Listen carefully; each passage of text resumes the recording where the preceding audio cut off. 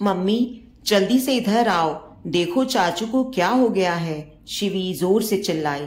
शिवी की आवाज सुनकर आशी रसोई का काम छोड़कर तेजी से कमरे में गई। उसने देखा उसके देवर मोंटू के मुंह से झाग निकल रहे थे और सारा शरीर अकड़ सा गया था और मुंह से भी घू घू की आवाज आ रही थी। आशी उनकी ऐसी हालत देखकर एकदम घबरा गई और तुरंत डॉक्टर को फोन किया। आज ही तो उसके सास ससुर एवं उसके पति शहर से बाहर एक शादी में गए हैं। मोंटू भी शादी अटेंड करने ही अपने हॉस्टल से आया था, पर तबीयत ठीक महसूस ना करने के कारण घर पर ही रुक गया था। थोड़ी सी देर में ही डॉक्टर साहब आ गए।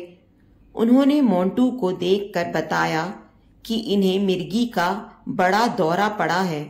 आप इन्हें तुरंत अस्पताल में भर्ती करवा दें, वहां इनकी अच्छी तरह से देखरेख हो जाएगी। तुरंत ही एम्बुलेंस मंगवाकर उसने उन्हें हॉस्पिटल में एडमिट करवा दिया। उसने सोचा कि अपनी सास को भी इन्फॉर्म कर दूं, पर फिर उसे ख्याल आया कि मम्मी जी कितने साल बाद अपने मायके में जा पाई हैं। वो कितना खुश थीं। अब अगर उन्हें मोंटू की तबीयत के बारे में बताऊंगी तो परेशान भी हो जाएंगी और घर लौटने की जल्दी मचा देंगी। वैसे भी डॉक्टर ने ही देखना है अस्पताल में, तो फिर उन्हें क्यों तंग करना। यही सोचकर उसने ना बताने का ही फैसला लिया। अब उसका एक पैर हॉस्पिटल में तो एक पैर घर में होता। 3 दिन बाद उसके देवर को छुट्टी मिली। उसी दिन उसके सास ससुर और पति भी शादी से वापस आ गए। आशी ने उन्हें सारा किस्सा सुनाया और फिर वह उनके लिए चाय नाश्ता बनाने चली गई।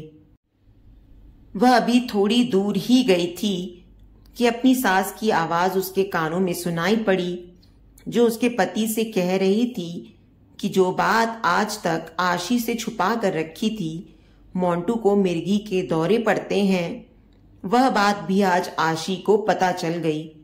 अब मोंटू की शादी में बड़ी दिक्कत आ जाएगी।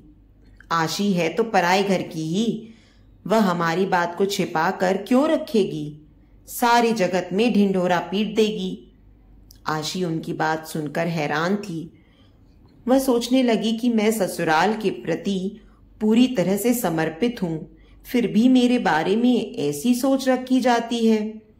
उसे याद आया कि 2 साल पहले जब उसके जेठ ने कई लाख रुपए का गबन कर लिया था, तो सब घर में आपस में खुसर फुसर करते एवं परेशान होते घूम रहे थे, पर उसके पूछने पर भी किसी ने उसे कुछ नहीं बताया था। उस बात का पता उसे अपनी सहेली से लगा, जो उसके जेठ के ऑफिस में ही काम करती थी।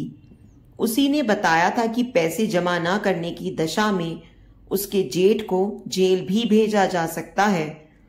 तब अपनी ससुराल की इज्जत बचाने की खातिर उसने अपने अकाउंट से एक बड़ी रकम अपने पति के हाथ में रख दी थी और बोली थी कि घर की बात मुझे बाहर के लोगों से पता चली, क्या ये अच्छी बात है। ये बात सुनकर उसके पति उससे आंख चुराने लगे। उसके जेठ उसके द्वारा दिए गए पैसों की मदद से ही फिर जेल जाने से बच पाए थे। वो सोचने लगी, बहू तन मन धन से ससुराल के प्रति समर्पित रहे, ये तो सब चाहते हैं, पर घर के मामलों में उसकी सलाह और घर के राज से उसे दूर रखकर उसे पराया ही समझा जाता है। वह सोचने लगी, शादी से पहले जब वह अपने मायके में रहती थी तो वहां भी वह तन मन धन से पूरी तरह घर वालों के लिए समर्पित थी, पर उसे सदैव पराया धन पराई अमानत ही समझा गया। जब कभी कहीं से लौटने पर उसे देर हो जाया करती तो माँ चिल्लाया करती थी, टाइम से घर आया कर, पराई अमानत है। बस तुझे इज्जत से ससुराल विदा कर दूं तो मैं गंगा नहाऊं। किसी शौक को पूरा करने की बात कहती तो माँ कहती थी, अपनी ससुराल जाकर करना अपने शौक पूरे, वही तेरा असली घर है। तब उसके मन में यही आता था कि शादी के बाद उसे अपना घर मिलेगा, जहां कोई उसे पराया नहीं समझेगा। पर अब उसे समझ में आया कि ना तो मायका ही उसका, ना ससुराल ही उसकी, पर उसने अपने मन में दृढ़ निश्चय कर लिया था कि वह अपनी बेटी को कभी भी पराई अमानत समझकर नहीं पालेगी, उसके सारे शौक भी पूरे करेगी। उसकी शादी के बाद उसके लिए मायके को पराया भी नहीं होने देगी। अरे चाय बन रही है या बीरबल की खिचड़ी? अपने पति की आवाज सुनकर आशी की तंद्रा भंग हुई और वह अभी लाई कहकर चाय कप में पलटने में लग गई। तो दोस्तों, उम्मीद करती हूं आपको आज की हमारी ये कहानी पसंद आई होगी।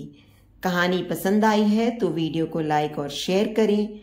चैनल पर नए हैं तो चैनल को सब्सक्राइब करें और हाँ, नोटिफिकेशन बेल को जरूर दबाएं ताकि अब अगली अपडेट सबसे पहले आपको मिले।